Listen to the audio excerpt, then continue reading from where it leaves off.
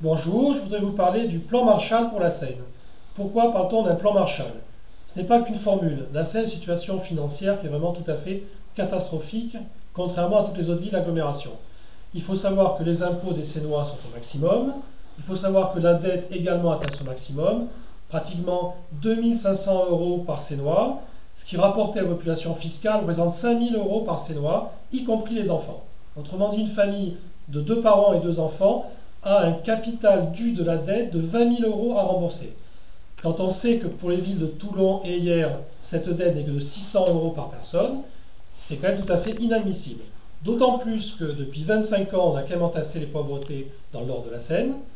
Ce n'est pas le problème des gens, c'est question que c'est l'agglomération qui, elle, a mis les personnes dans le nord de la ville, mais n'a jamais donné les moyens qu'on ait pour s'en occuper.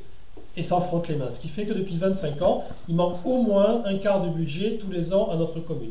Ce qui explique que maintenant, on soit dans cette situation. Alors, que faut-il faire? Et bien maintenant, il faut que l'agglomération, Toulon-Provence-Méditerranée, paye pour la Seine. Parce qu'en 2002, on a créé cette agglomération dont le but était de créer une mutualisation des charges et surtout une équité fiscale et budgétaire. C'est le but des lois Chevènement. Or, en 2002, on a proposé l'agglomération TPM aux Sénois, en leur disant, vous allez voir l'équité fiscale, etc.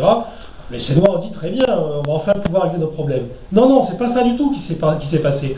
On a eu l'impôt TPM en plus, depuis 2002, mais l'équité fiscale, jamais. Jamais TPM n'a donné 1 € de plus que ce que la Seine représentait au niveau démographie dans cette agglomération. Donc on peut dire que les Sénois ont commis les dindons de la farce depuis 2002, et maintenant il faut payer. Donc en quoi consiste ce plan Marshall? Nous réclamons 30 millions € par an pendant 6 ans, soit 180 millions € pour remettre la Seine à niveau, en particulier au niveau financier. Nous avons pensé que cette somme-là était acceptable par TPM et suffisante pour sauver la ville. Pourquoi acceptable par TPM?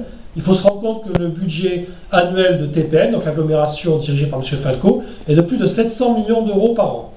Les subventions attribuées par TPM représentent à peu près, en 2012, je crois que c'était 440 millions € par an.